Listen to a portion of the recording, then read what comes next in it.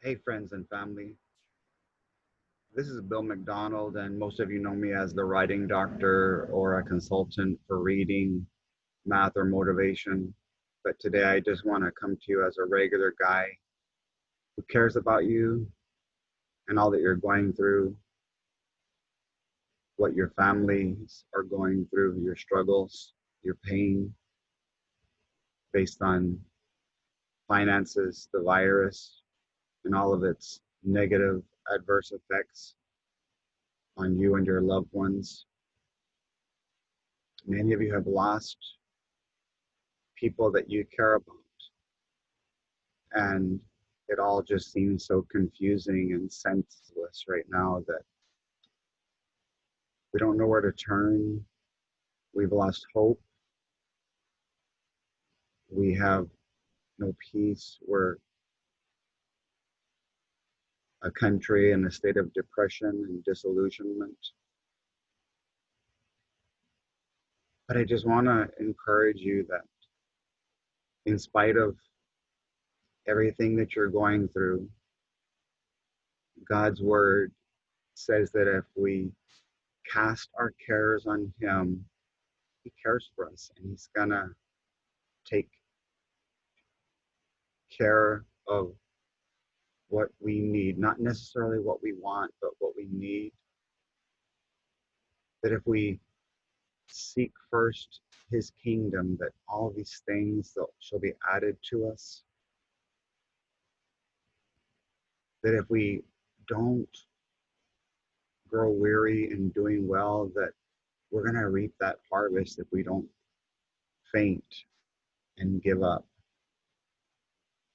My favorite verse is from James, the couple of verses 2 through 5, and it just talks about the joy that we can still have even in the trials that life throws at us, that we can still smile and walk in peace and hope regardless of circumstances. Keep in mind that we're just here for a breath on this earth, that we're going to spend an eternity with our Father in heaven. All we have to do is just trust him, to follow him, to believe in him, and walk in his commandments. He says, love your God with all your heart, your soul, your mind, and strength, and love your neighbor as yourself. And if we would do that, what an amazing world we'd have. But I think it all starts with learning how to love ourselves and being patient, even with the trials we struggle with ourselves. So let me read that verse straight from James 1, verses 2 through 5 for you. It says, my brothers and sisters, consider it nothing but joy when you fall into all sorts of trials, because you know that the testing of your faith produces endurance. So having the trials, God doesn't send them necessarily all the time, but he allows them so that he can build endurance in us, that he can activate our faith if we'll let him. And then it says, let the endurance have its perfect effect so that you will be perfect and complete, not deficient in anything.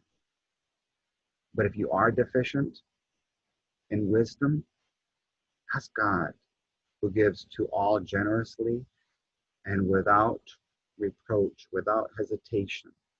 It will be given to him. And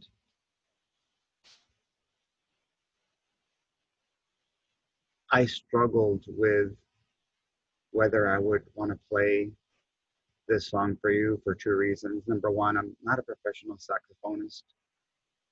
I'm just somebody who has a heart that's broken for all of you who are going through so many difficult circumstances.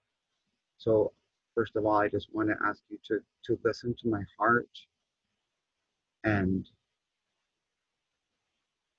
let peace and hope fill you as you see the words in the music as I play. The other reason that I was hesitant was because many of you are my friends, my family members who know me, who know my faults. I've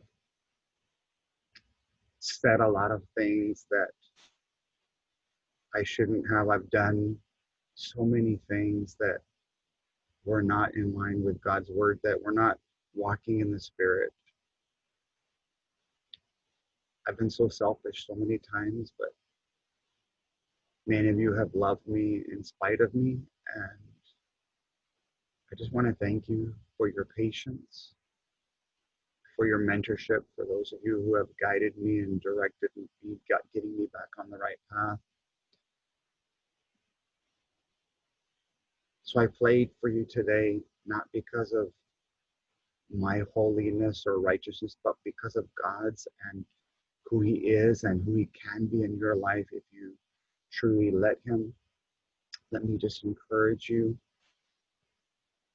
to take a moment to just concentrate on the words of this song, How Great Thou Art, and let it speak to you perhaps like it never has before. When the song's over, I just have a small favor to ask of you. If you feel like it has blessed or encouraged you in some way, think of someone that you know who's going through a difficult time, and please share or tag this video so that it can lift their spirits and maybe help them see the world from a different perspective, not through their eyes, but through the eyes of a loving God who has our best interests at heart. God bless you as you hear this song.